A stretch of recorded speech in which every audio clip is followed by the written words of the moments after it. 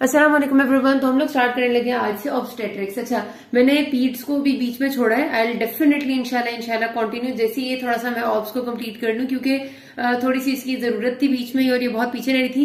पीड्स में न्यूरोलॉजी मैंने स्टार्ट किया था, वो न्यूरो, उसके बाद नेफ्रोलॉजी एंड एंडोक्राइनोलॉजी, ये तीनों ही मैंने आपसे कहते कि मैं कराऊंगी। उसके अलावा एक मिसलेनियस टॉपिक्स की कोशिश करूंगी पीड्स की वीडियो बना दूं, क्योंकि बाकी जो आपके चैप्टर्स होते हैं लाइक हेमाटोलॉजी है और आपका न्यूरोमस्कुलर है और बहुत सारे मतलब डिजीज जेनेटिक्स वाला टॉपिक है, न्यूप्लेजिया, उसमें से ना बहुत ही एक बस टॉपिक आप समझे करना होता है।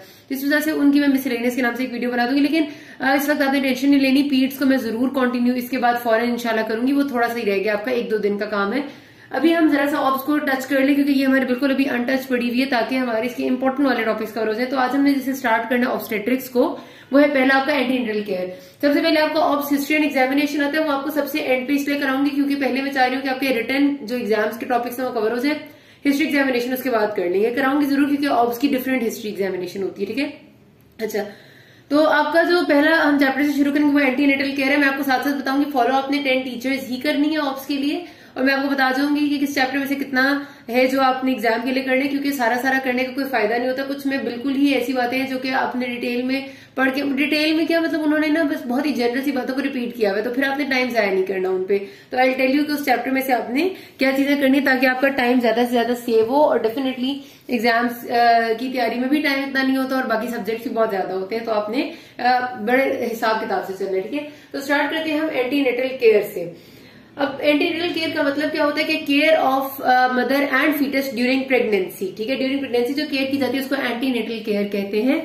और इंशाल्लाह बहुत ही आसानी से सारा जल्दी से हम कवर कर लेते हैं कहानी कुछ एंटीनेटल केयर की, कि आपके पास इसमें से रिपीटेडली कुछ क्वेश्चंस आते हैं। ठीक है, मैं उन क्वेश्चंस को भी एड्रेस करती हूँ, आई टेल यू कि किस तरह से आपने उनको लिखना और मैनेज करना सारी बातों को। सबसे पहला आता होता है कि what are the aims of antenatal care. ये बहुत ही सादी सी 4 पॉइंट्स है, बहुत ही सिंपल सी बात है जिसको हम इग्नोर करते हैं, लेकिन प्लीज इनको याद कर लेना और कोशिश करना। वैसे तो जाहिर सी बात है, अगर कोई मुझसे पूछेगा कि एक प्रेग्नेंट फीमेल की केयर क्यों करनी चाहिए, तो हर किसी को ही पता है कि भाई जाहिर सी बात है ताकि उसकी हेल्थ भी ठीक रहे, बच्चे की हेल्थ को कोई मसला ना हो, आगे 4C हम कर ले, कोई कॉम्प्लिकेशन है, सारों को पता है ये बातें।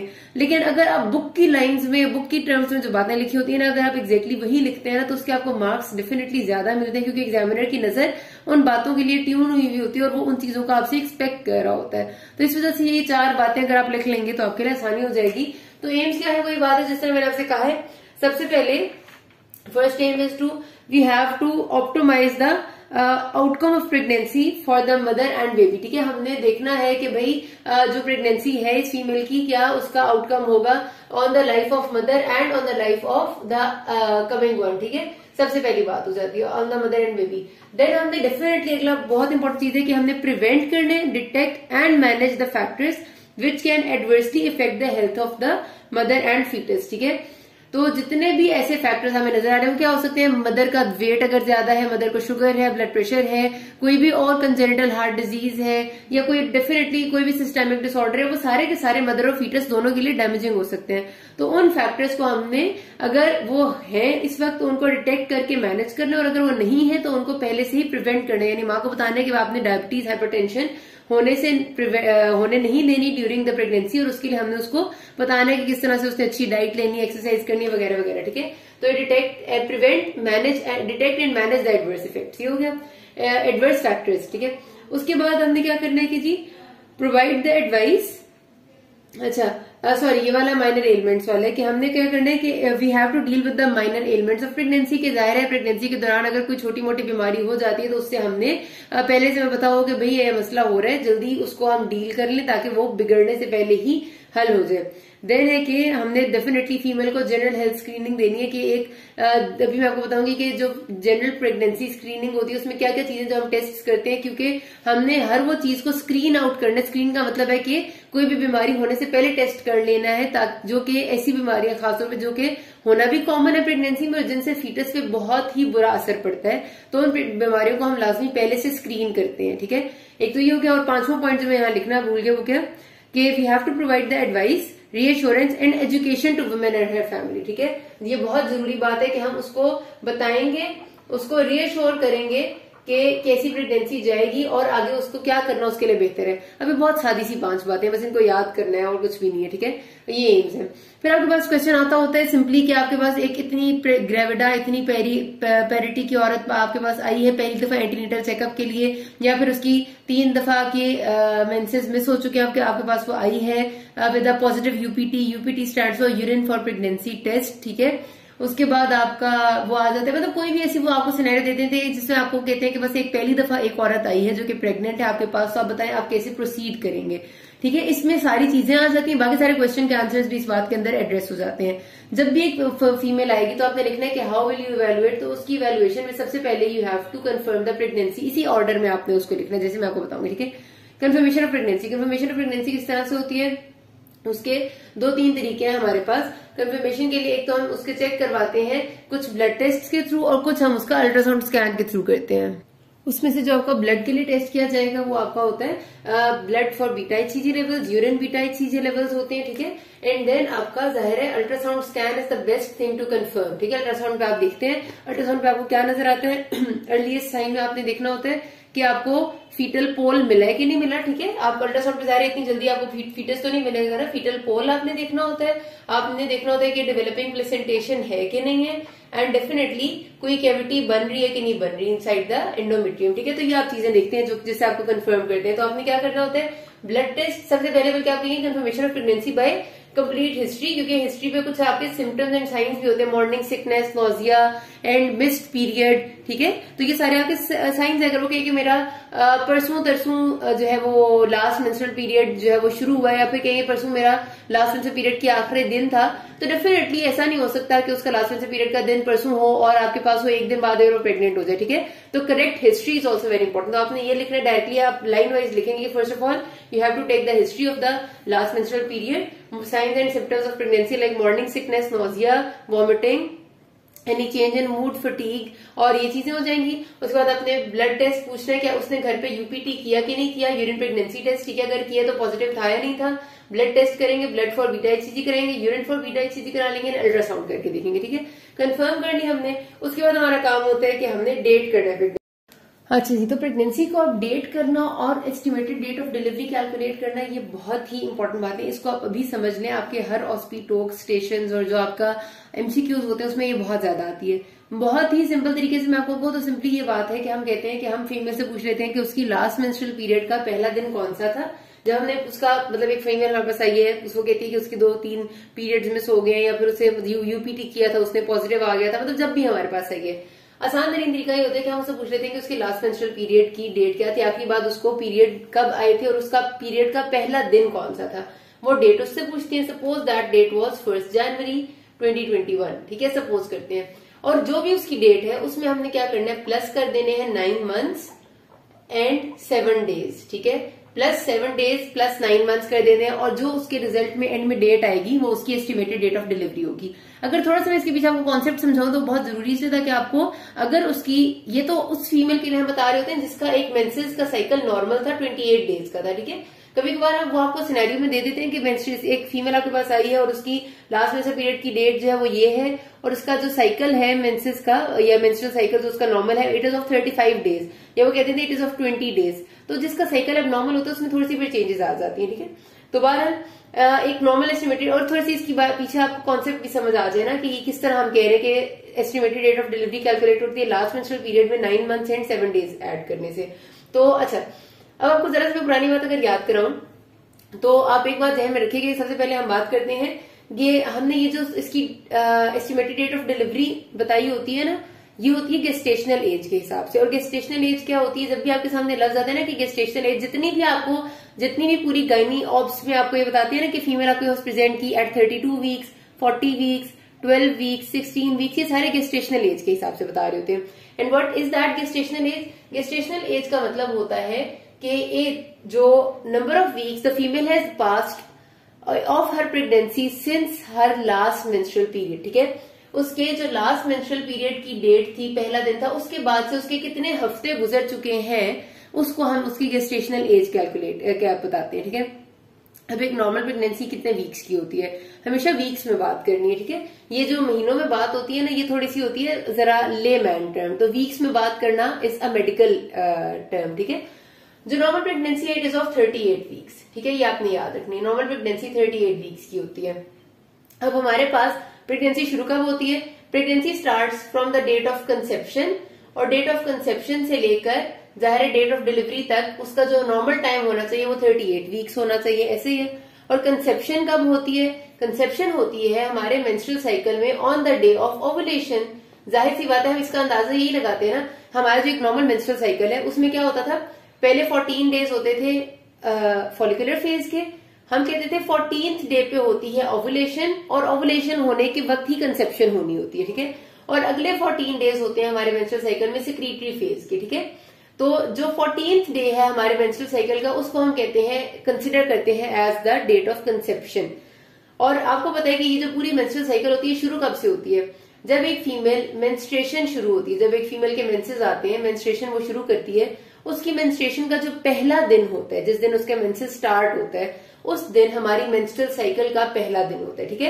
यानी अगर हम एक फीमेल से उसके लास्ट मेंस्ट्रुअल पीरियड की पहली डेट, उसके जो लास्ट मेंस्ट्रुअल पीरियड उसका आया था, बताओ, मुझे पूछेंगे ना आपको आखिरी दफा पीरियड्स कब आए थे, मेंसेस कब आए थे, तो उसके मेंसेस का पहला दिन हम उससे पूछते हैं। इसका मतलब है कि हम उससे उसके मेंस्ट्रुअल साइकिल का पहला दिन पूछ रहे हैं, जो उसका टोटल 28 डे साइकिल है उसका पहला दिन पूछ रहे हैं, ठीक है। इस दिन से आपका ये मेंस्ट्रुअल साइकिल शुरू होता है। और मेंस्ट्रुएशन के दिन कितने होते हैं? तकरीबन अंदाजन हम कहते हैं 7 दिन मेंस्ट्रुएशन में गुजर जाते हैं, ऐसे ही है ना।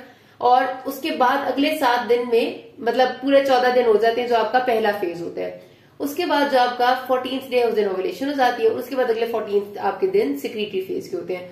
इसका मतलब ये है कि जब हम फीमेल से उसके लास्ट मेंस्ट्रुअल पीरियड की डेट पूछते हैं, ये वाली डेट, और उस दिन से उसकी प्रेगनेंसी शुरू नहीं हुई डेफिनेटली, इस वक्त वो मेंस्ट्रुएट हो रही है, इसके बाद 7 दिन गुजरेंगे वो मेंस्ट्रुएशन के गुजरेंगे, अगले 7 दिन गुजरेंगे जो उसके वैसे गुजर जाएंगे क्योंकि उसमें ओवुलेशन नहीं होती, और फिर उसकी ओवुलेशन जाके होगी। इसका मतलब है कि जब हम एक फीमेल से LMP पूछते हैं, लास्ट मेंस्ट्रुअल पीरियड की डेट पूछते हैं, तो उसकी लास्ट मेंस्ट्रुअल पीरियड के एग्जैक्टली 14 दिन बाद, अगर वो नॉर्मल 28 डे साइकिल है, तो उसके एग्जैक्टली 14 दिन बाद उसने कंसीव किया होगा यहाँ पर, ठीक है। यहाँ पर आकर जिस डेट को हमने उससे पूछा, उस डेट को वो कंसीव नहीं किया उसने, वो तो उसके मेंसेस की डेट थी, ठीक है। 14 दिन बाद कंसीव किया होगा।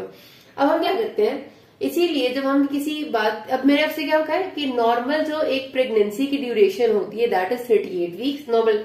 लेकिन नॉर्मल जब हम बात करते हैं गेस्टेशनल एज कितनी है, तो normal gestational age is always equal to 40 weeks. क्यों? उसकी क्या वजह है? अब यहीं पर आपको ये बात बिल्कुल क्लियर हो जानी चाहिए। प्रेगनेंसी 38 वीक्स की है because pregnancy is between conception and delivery, but gestational age is between last menstrual period and delivery, ठीक है। और आपको अभी मैंने बताया कि लास्ट मेंस्ट्रुअल पीरियड से कंसेप्शन के दरमियान में 2 हफ्ते होते हैं। लास्ट मेंस्ट्रुअल पीरियड का पहला दिन और ओवुलेशन, इसके दरमियान में 2 हफ्ते होते हैं ना।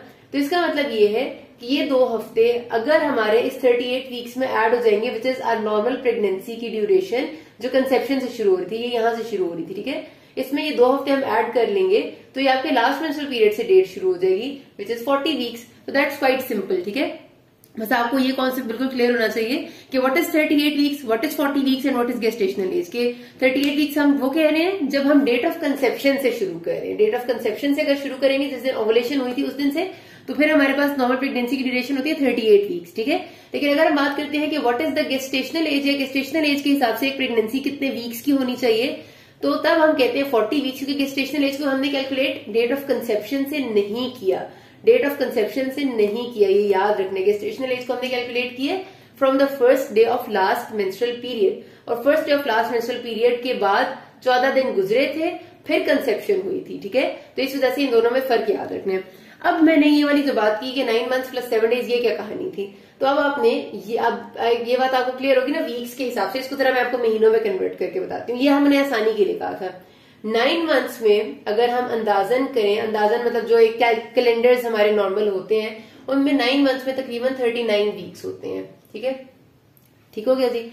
अब हमने क्या करना है, आसान लफ्जों में अगर मैं आपको बता दूं ना, अगर आप सिंपली ये कर लें, मतलब एक ये तरीका है लेकिन ये थोड़ा मुश्किल होता है ना, कि मुझे फीमेल ने बताया कि उसकी लास्ट मेंस्ट्रुअल पीरियड की डेट 1 जनवरी 2021 है, और मैंने उसकी estimated date of delivery calculate करनी है। मैंने आपको कहा है कि लास्ट मेंस्ट्रुअल पीरियड से अगर हम कैलकुलेट करना शुरू करेंगे तो हमने 40 वीक्स लेने हैं। ये मैंने आपको कहना कि ये गेस्टेशनल एज होती है जो लास्ट मेंस्ट्रुअल पीरियड से कैलकुलेट करने हैं, और इससे आगे हमने हमेशा 40 वीक्स जाना होता है। And 40 weeks is almost equal to 280 days. ठीक है, डेज में बात करूं तो 280।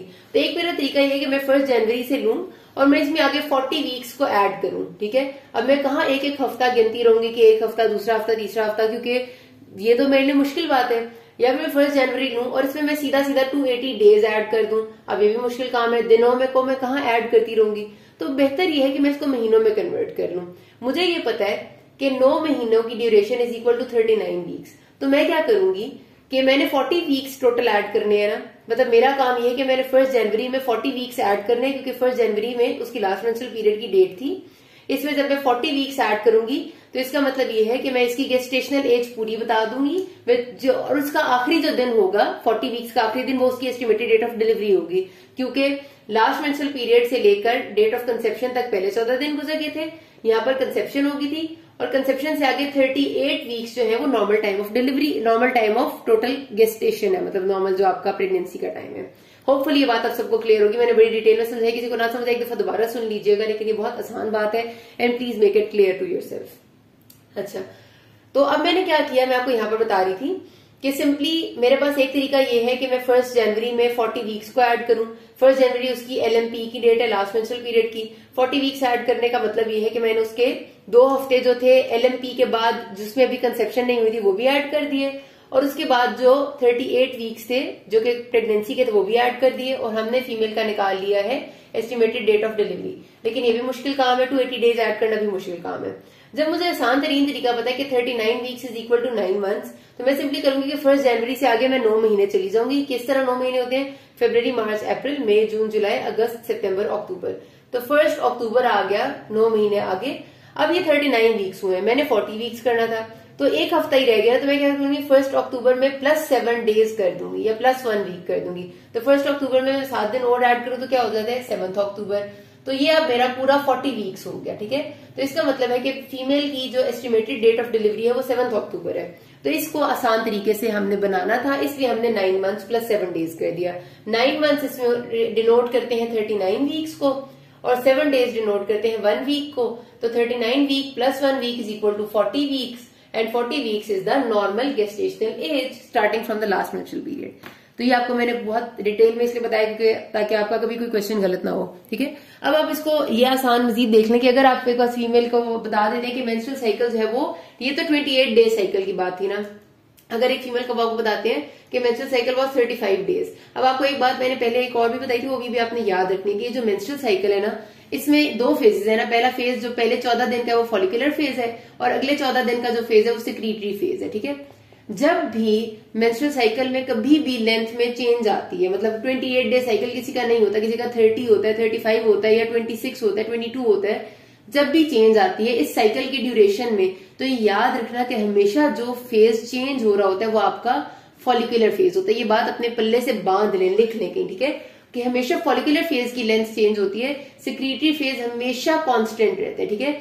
अगर एक फीमेल का साइकिल 35 डेज है, मतलब लंबा हो गया नॉर्मल से, नॉर्मल में इसने ऐड 7 दिन ज्यादा हो गए, तो इसका मतलब यह है कि उसका फॉलिकुलर फेज जो है वो हो जाएगा 14 + 7 तकरीबन 56, 17, 18, 21 डेज का हो जाएगा उसका फॉलिकुलर फेज। ठीक है, और उसका सिक्रीटरी फेज तब भी 14 दिन का रहेगा। और अगर ये मैंने किस तरह से किए, जाहिर है 35 में से आपके पास जितना भी डेज का साइकिल होता है ना, फीमेल का मेंस्ट्रुअल साइकिल अगर 35 डेज का है, उसमें से आपने ये याद रखना है हमेशा कि 14 दिन सिक्रीटरी फेज के हैं। ठीक है, ये कंफर्म बात है। तो अब इसमें से 14 को माइनस कर दें, तो इसमें से जब आप 14 माइनस करेंगे तो आपके पास 21 बचेगा।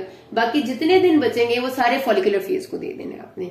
तो पहला फेज हमेशा चेंज होता है, ये फेज हमेशा कांस्टेंट रहता है। ठीक है, इसके बरक्स अगर एक फीमेल आती है जिसका साइकिल 22 डेज का है, ठीक है, तो 22 डेज में से भी हमेशा 14 दिन इसके ही रहेंगे। तो मैं इसमें से 14 को माइनस कर लूंगी, 22 में से मैं जब 14 को माइनस करूंगी तो मेरे पास रिजल्ट आ जाएगा जी आपका 14 चला गया तो 8। ठीक है, इसका मतलब यह है कि इस फीमेल का ये जो फॉलिकुलर फेज है सिर्फ 8 डेज का। वो देखिए कितना फर्क है, एक फीमेल है जिसका फॉलिकुलर फेज 21 डेज का है, एक फीमेल है जिसका फॉलिकुलर फेज 8 डेज का है। तो ये फॉलिकुलर फेज ये जो वेरी करते हैं, सिक्रीटरी हमेशा कांस्टेंट रहता है।